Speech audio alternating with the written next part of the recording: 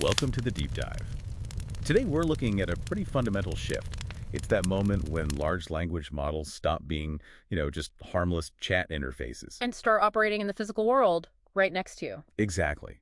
We're talking about embodied AI, these probabilistic agents that can take real physical action. And this isn't just some technical upgrade. It's creating what our sources are calling a crisis of safety. A crisis. Yeah, because the rules we wrote for AI on a screen are showing this fundamental fragility when you attach them to motors and hands. So in this deep dive, we're going to get into why human supervision is failing and what some very rigorous physics-based systems are proposing to fix it. Let's start with that failure of supervision. It's about the erosion of control. For decades, the standard was human in the loop, right? HITL. Yeah. A person had the final say. Right.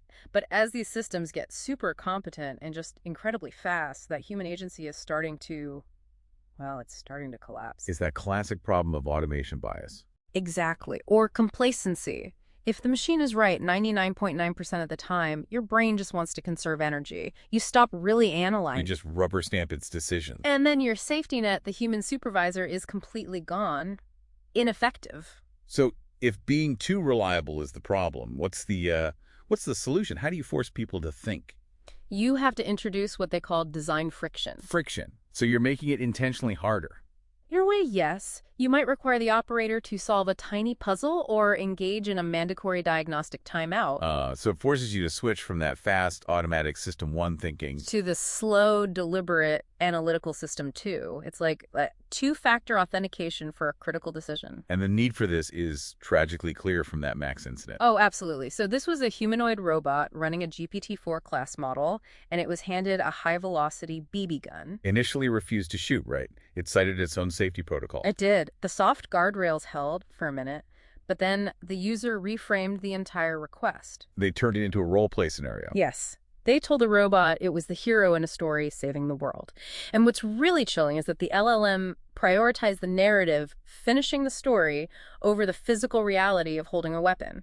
It fired. So the safety system just collapsed because it lacked what the sources call proprioceptive grounding. It had no sense of its own body. Its safety filters are just malleable language. Yeah. Probabilistic. They had no connection to the physical consequences. Which is why software alone isn't enough. Yeah. You need something deterministic. You need hybrid architectures. Yeah. One of the most promising is the simplex architecture. Okay, so how does that work? It splits the robot's brain in two.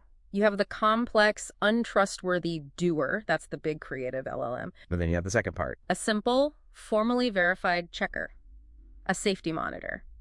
If the doer suggests anything unsafe, like moving too fast, the checker just vetoes the command instantly. And it switches to a fail-safe move. Exactly. And the math behind that veto power is something called control barrier functions, or CBFs. Right, CBF. You can think of them as a physics-based constitution for the robot.